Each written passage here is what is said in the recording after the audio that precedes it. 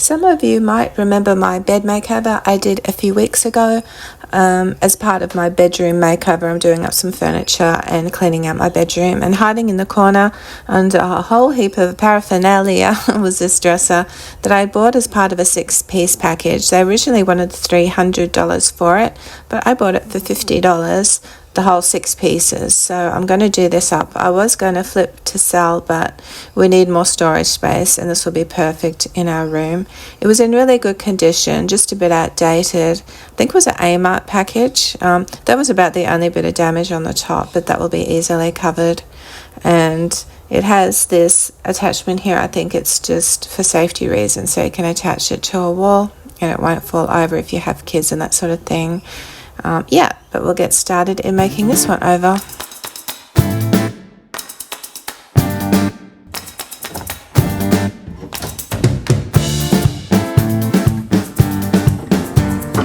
So the first thing I wanted to do with this is to take these slats off, and they just date the piece, I think. And also that would be, unless I'm spray painting, it'd be really hard to get in there and clean and to paint it as well. Taking them off was a bit of an issue. I didn't know how I was going to do it.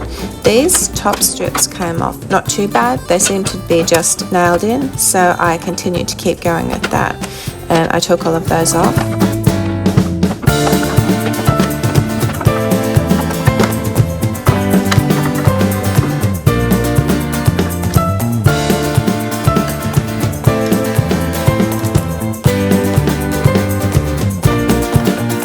I wasn't sure how these were attached though. They seemed to be firmly attached.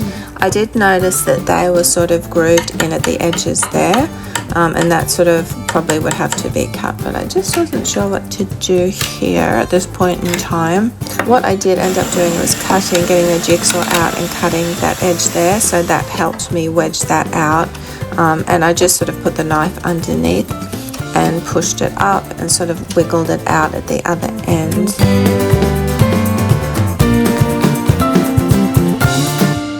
Actually, I see the screw there now. If only I'd seen that screw there earlier, it would have saved a lot of blood, sweat and tears.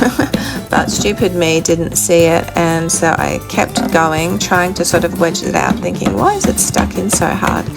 And yeah, I resorted to things I should not have resorted to. I do not suggest grabbing a hammer and bashing things like that, or even a jigsaw. It took off a bit there. I really needed a multi-purpose tool like a Dremel or something like that, and something I really want to get in the future. It would come in handy for this sort of thing.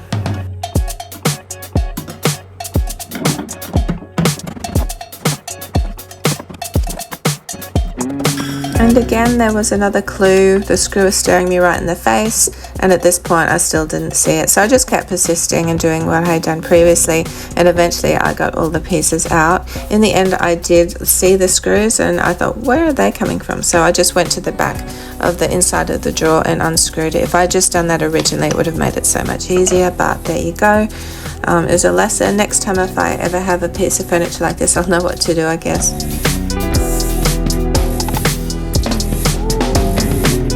So it's a little bit worse for wear, as you can see.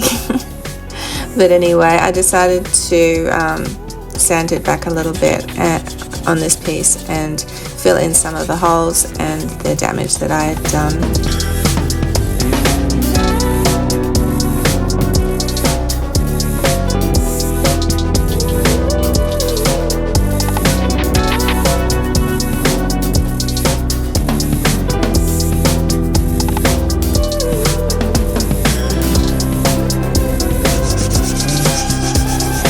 Ages to get to this point, start cleaning it. That was more work than I sort of had intended. I thought that bottom drawer would be a bit easier to take off those pieces, but that's okay. So what I did after that was I cleaned it all. I normally use just a bit of dishwashing liquid and water.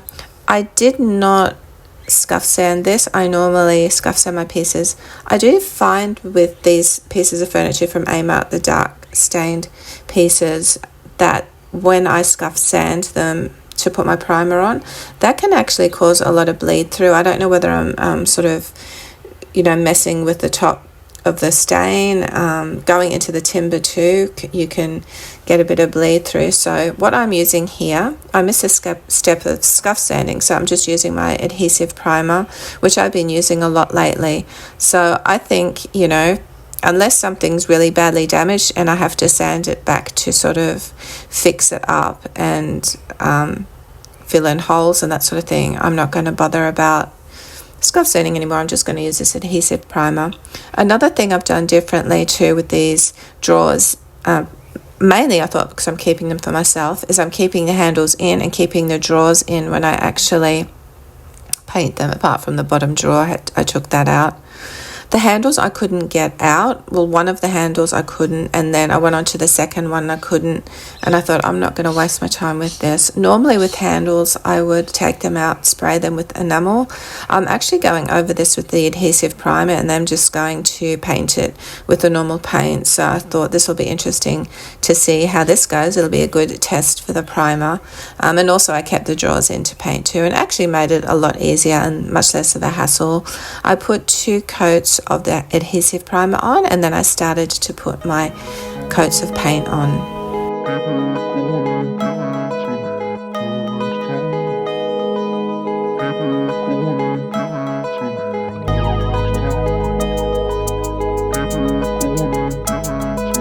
This is the same paint I used for the bed, the same paint I used for the bedside tables. I've also used it for the cabin.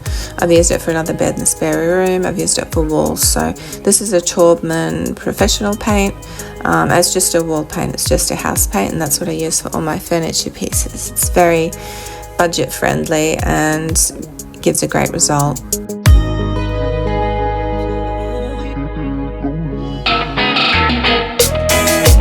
I could have done a lot of things with the bottom of the drawer in this panel. I could have put wallpaper in, I could have, put paneling in. I could have done a lot of things, but I decided to do some of my DIY stencil. So this is just a picture that I printed out at Officeworks, like on 80 cents for a sheet of A4. I'll go into detail in a minute what I'm doing, but I sort of ruined this design because when I stuck the words down, I stuck them down back the front and upside down. So unfortunately, I had to discard this. I had to rub off the image as it had started to stick, and I thought I might ruin the paint work, but it actually didn't do anything to the paint. So it just shows you the quality of the primer and also the paint as well. But this is the design I've chosen. I have done this design on a little piece previously, pretty sort of chateau design, and again I just printed this out on an A4 piece of paper and just cut it out to fit into the panel. The way I do this is I use matte medium, and this was from Kmart, but you can get it from any craft store, and I paint it on the side that is printed. If the print has words, when you print it out in reverse, just so when it goes onto your piece the words won't be back the front. I applied it on the printed side and then put it face down onto my drawer.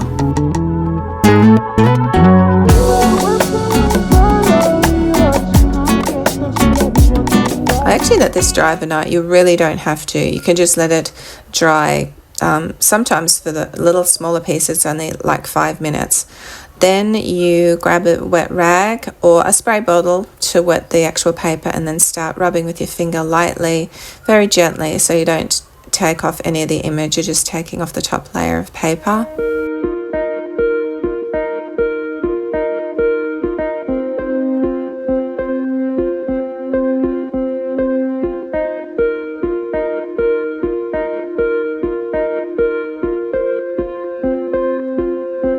This is a bit of a process, that's for sure. As you can see, you can still see the paper there, and what you have to keep doing basically is just keep rubbing. I sometimes let it dry after I've taken off a layer, let it dry, then wet it again and keep going. It's important where I'm rubbing around the edges there to try to, it looks like it actually flows into the print, and you're not seeing like a big chunk of paper that sort of looks like it's just been stuck on there.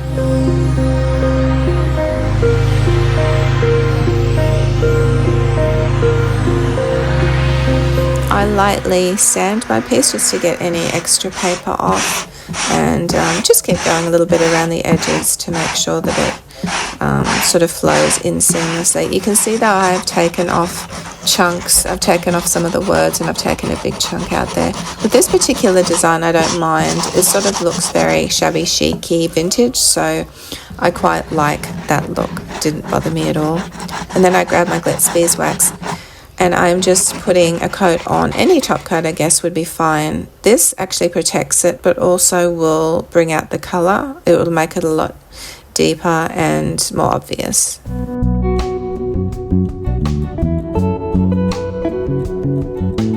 I was really pleased with the handles. I'm also waxing those too. I go over the whole piece and wax it with my Glitz beeswax, and that gives it a lovely matte sheen. The handles I was really surprised with, actually. They came up really well considering I just painted them with water-based paint and it wasn't an enamel or anything like that.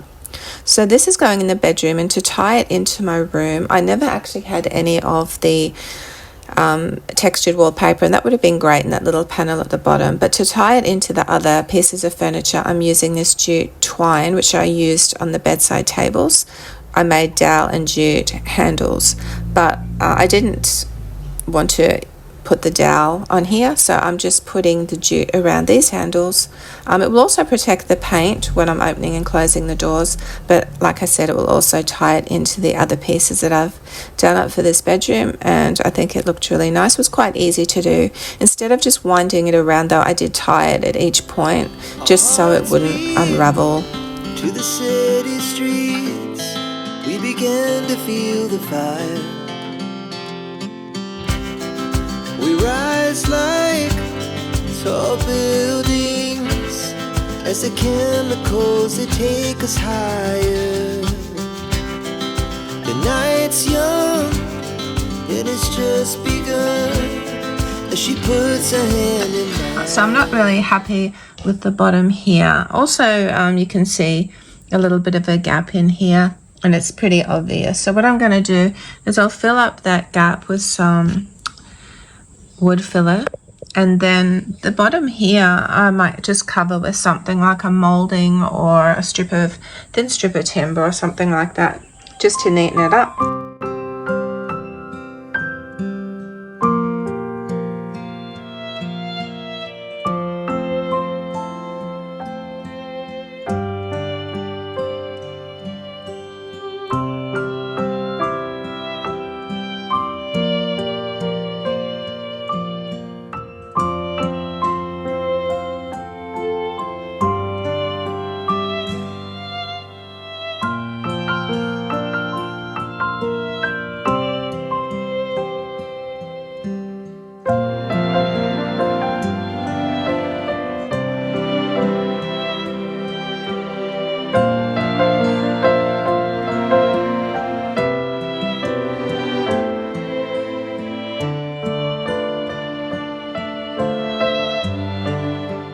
You put the glue right to the side and it's stuck down securely and tightly so that when you are sanding it back, it is all stuck down and stays in place.